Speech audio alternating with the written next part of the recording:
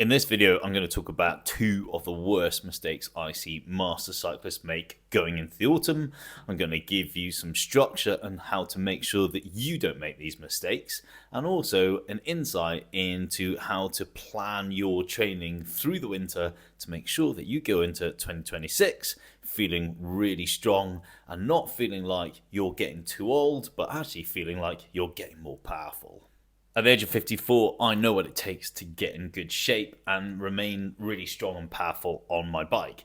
And it's something that we help all the cyclists here at Velo, because most of the people that we coach are from the age of 40 and up the way, really laser beam and focus in on. Yes, we coach cyclists younger than that, but our main cohort of the people that were working with us are 40 and above the way, looking at strength, power, being able to ride their bikes for longer, for less effort, looking at their nutrition.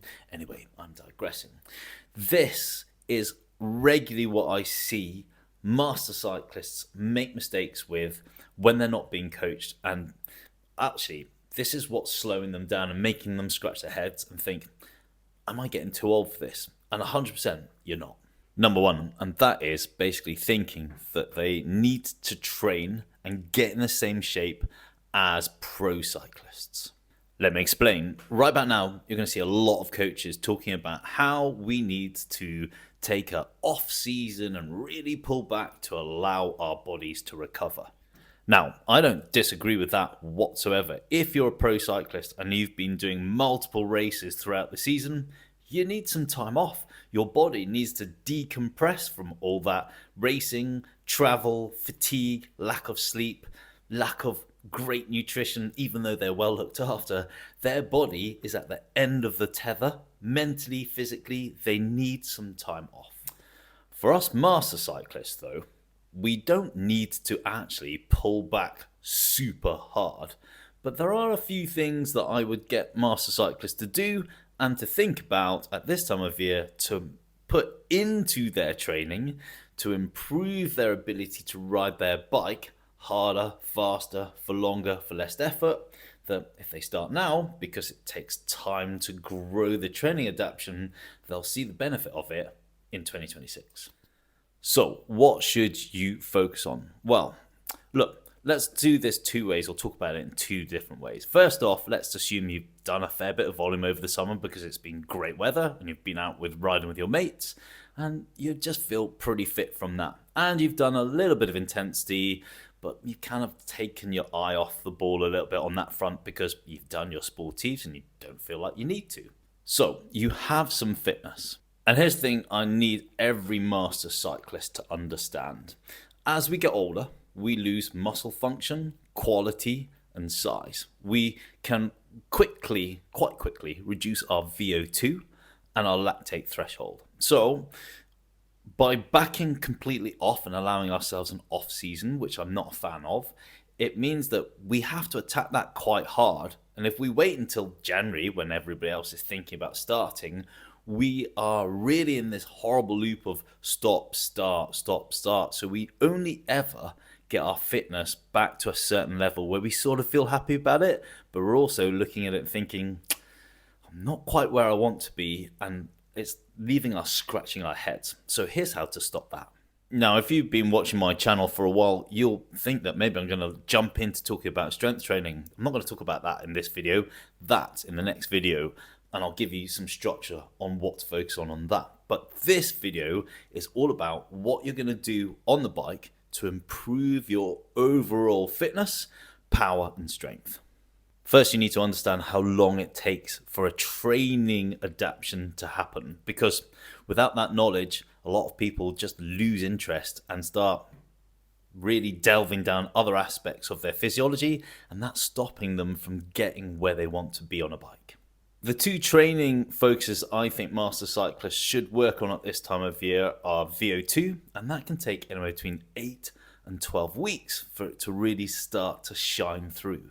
Threshold adaptations take anywhere between 6 and 10 weeks and up to about 12 weeks where you start to see a plateau of that benefit. Now, I have talked deeper about this in another video on the YouTube channel. I'll stick that up here. But to pull back onto why I'm talking about these two training adaptations, because if you've got a fairly decent aerobic base, then now, because it takes a length of time to improve these adaptations, you should be focusing on VO2 or threshold. But where do you start? Well, that's actually quite a good question. And the answer is, don't hate me, is it depends. Because it depends on how fit you are right now. If you've got a decent level of fitness and you've been doing a bit of intensity, where I would start is VO2. And if you've got an okay level of fitness, but you've not done much intensity, I would start working on threshold training sessions. Let's talk about VO2 training first. A classic would be 1 minute on, 1 minute off with 6 minutes easy recovery and then repeat it. Progression is where you gain your fitness. So if you're doing the same session week in, week out, you're never going to see the progression that you want. Now, I'm a big fan of saying sometimes, especially with VO2, if you find them tough, is to maybe repeat a session before you move on to the next progression. But nevertheless, you still need to progress it over time, because if you don't, you're just not going to gain any fitness. Now, progressing VO2 is fairly straightforward, but you need to have a few factors in mind when you do this. If you're extending your VO2 out, so let's say you're going from a minute to 2 minutes, you need to drop the total intensity by about 5%. And if it goes longer than that, you're going to drop it a little bit further, because if you're holding VO2 efforts at 5 minutes, 120%, maybe you should be in the tour, but trust me, that's going to be hard. And what you should be thinking about is holding it between 105 and 110% at the longer end mark. And you can bring down the recovery period. So let's go back to the 1 minute on, 1 minute off. Let's say you do 1 minute on, but then your progression is 45 seconds off times 10. Or you could do the next progression, which is 1 minute on, 30 seconds off, still keeping to the same intensity. That's progression in itself. The binding thing that makes your fitness grow and your ability to grow your VO2 and your power on the bike is consistency and holding this focus and training for long enough. Righty, let's talk about threshold work, because do you know what? In my mind, I much prefer these. VO2 hurts. Yes, it works, but when you're starting back into training, threshold work is a great way to sort of feel confident in building your power, knowing that it's working without absolutely dreading the sessions. Now, a classic is 2 minutes on, 2 minutes off, times 10. Now, I set the value of FTP at 100% and 102%, just to give a bit more of a challenge to the effort. That way, it kind of stops the trainer from holding you just at your FTP value, which I know is the object of it, but it's just giving you that little extra punch, and it gives a bit of confidence that actually you are pretty strong right now and you can hold that value. It's good for confidence and it's good for building your power. And ultimately, what we're trying to do with threshold work is, yes, we want to increase our FTP, but it's not all about improving FTP, especially if you've got a fairly large FTP and you know that pushing that up is going to be bloody hard. The object really, in my mind, if you're there, should be to be able to hold that FTP for a lot longer. And that's the game. That's the goal over the winter months, is to go, right, I know I'm strong, how long can I hold that for? So basically what you're going to be doing is focusing on elongating those efforts out over time, which will see you right if you're doing things like the 3-1-2, or if you're going to go to France or any of the European sportives where you know it's going to be tough right from the off. So how do we fold this all together so we can get the best out of our training? How do we periodize it? Let's say you're going to start with VO2 sessions. Now remember, they take anywhere between 8 and 12 weeks to really see the game from training consistently.